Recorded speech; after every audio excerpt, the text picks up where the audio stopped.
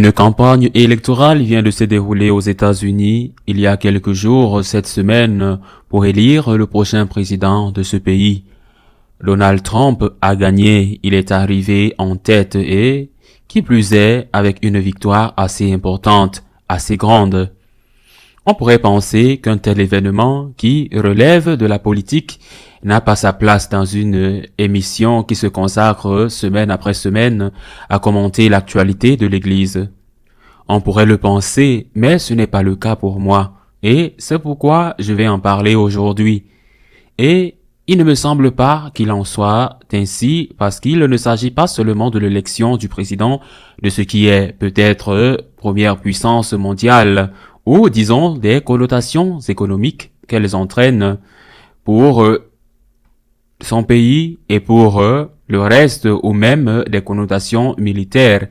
Mais il s'agit de quelque chose qui touche à deux questions d'une importance décisive, au moins d'un point de vue éthique, et pour un catholique, la défense de la vie de l'enfant en être et la liberté de religion. Je vais justifier pourquoi je traite ce sujet, l'élection de Donald Trump comme futur président, en commençant par quelques paroles du pape lors du récent voyage du Saint-Père en Belgique. À son retour à Rome dans l'avion en parlant aux journalistes comme il le fait habituellement, on lui a demandé ce qu'il pensait des deux candidats à ce moment-là. Les élections étaient encore éloignées d'un certain temps et il aurait pu s'abstenir de le faire. Il aurait pu dire qu'il s'agit d'une question interne à un pays. Je n'ai pas à me prononcer. Et il ne l'a pas fait. Au contraire, il s'est lancé directement dans l'évaluation des deux candidats. Il a dit que Madame Harris, qu'elle était totalement dévouée à la cause de l'avortement et qu'il pensait que c'était une très mauvaise chose. Le soutien de Madame Harris à l'avortement a été de plus en plus évident tout au long de la campagne, au point qu'elle en a fait l'épine dorsale de sa campagne électorale. Quant à Monsieur Trump, il a critiqué le fait que, dans ses promesses électorales, dans son programme, il souhaite expulser des milliers d'immigrés qui se trouvent illégalement aux États-Unis. Le pape a été cohérent en critiquant Trump sur ce point, avec ce que le pontife lui-même a dit en d'autres occasions, appelant les pays plus développés à ouvrir leurs portes à ceux qui viennent de pays plus pauvres ou qui ont des problèmes politiques. Dans le droit fil de cette comparaison, je pense qu'il convient également de rappeler que lors de ce même voyage, au cours de cette même conférence de presse, quelque peu informelle, il a été interrogé sur la question du roi Baudouin et de l'avortement. Et il s'est exprimé très durement, et ce n'est pas la première fois, non seulement contre l'avortement, mais aussi contre les médecins qui pratiquent l'avortement. Ce n'est pas la première fois qu'il écrit « Les médecins qui pratiquent la torture comme des meurtriers en liberté ». Le pape est argentin et parle donc très bien l'espagnol. Cesario est, dans notre langue, quelqu'un qui tue pour le compte d'autrui. C'est un assassin qui tue pour le compte d'autrui. Je vous paye pour tuer un rival politique, un rival économique. Mon mari, par exemple. Un Cesario est quelqu'un qui tue pour le compte d'autrui. Le pape a qualifié les médecins qui pratiquent des avortements de tueurs à gages.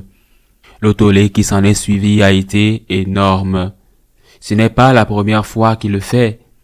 Il était évident que, si vous dites que Madame Harris est une personne radicalement favorable à l'avortement, par exemple, elle est en faveur de ce que l'on appelle l'avortement par décapitation.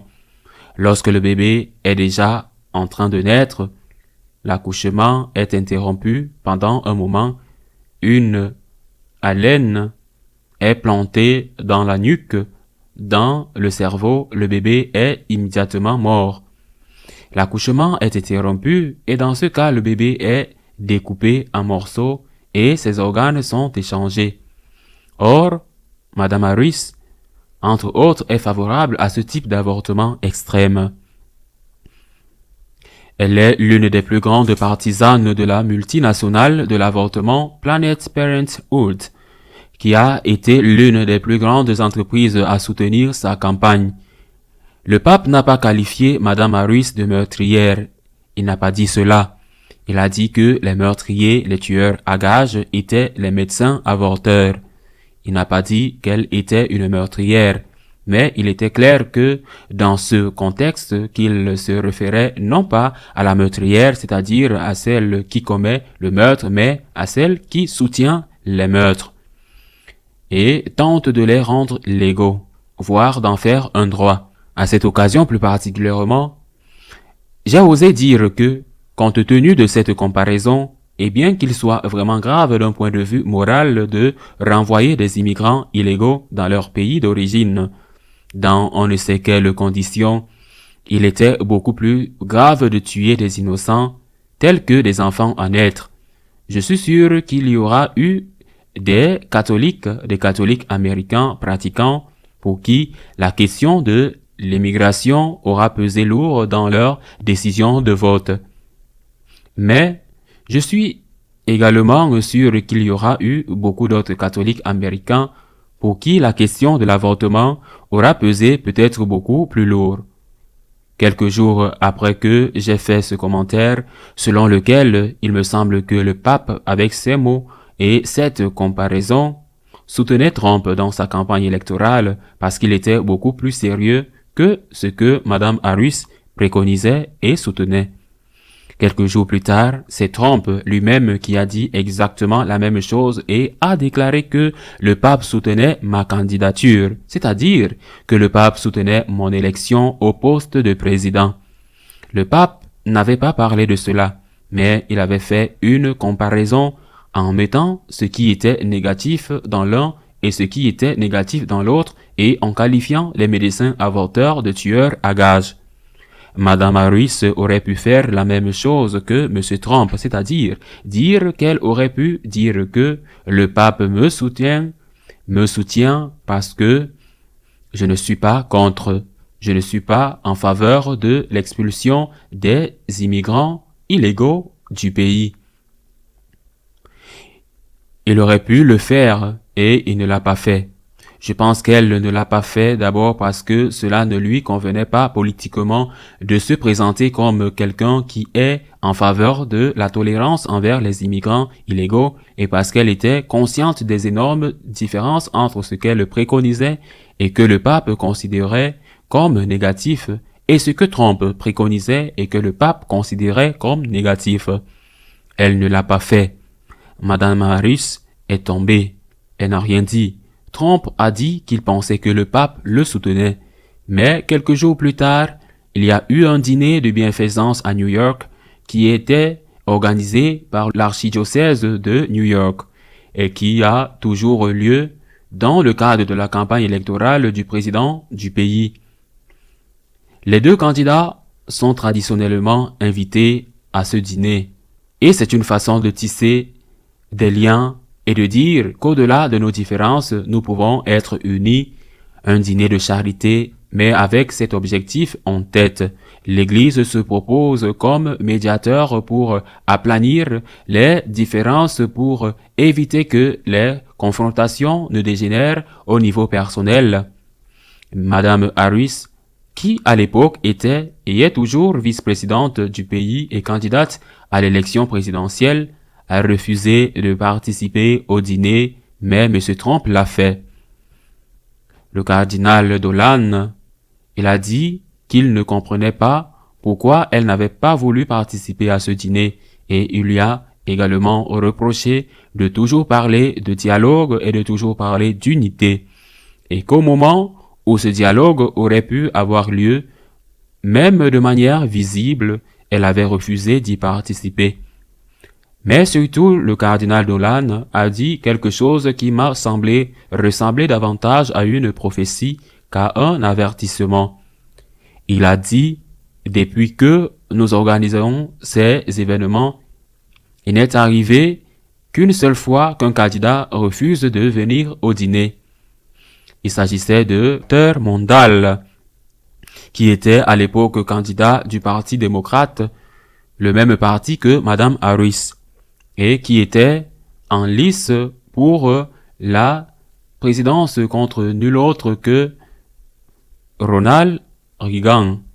Le cardinal Dolan a déclaré: je veux me souvenir qu'après ce refus de participer à un dîner avec ces catholiques, Mondal a perdu 50 des 52 États américains. Ce fut une victoire éclatante pour Reagan et une défaite retentissante pour le candidat démocrate. Cela ne veut pas dire que le fait qu'elle n'ait pas participé au dîner et qu'elle ait été battue, que Madame Harris ait perdu l'élection, est un lien de cause à effet. Mais le cardinal Dolan l'a dit et il a dit clairement: cela ne s'est produit qu'une seule fois. C'est du mépris pour les catholiques. Oui, littéralement, il ne l'a pas dit, mais c'était le cas. Et la fois où cela s'est produit, c'était par un raz de marée.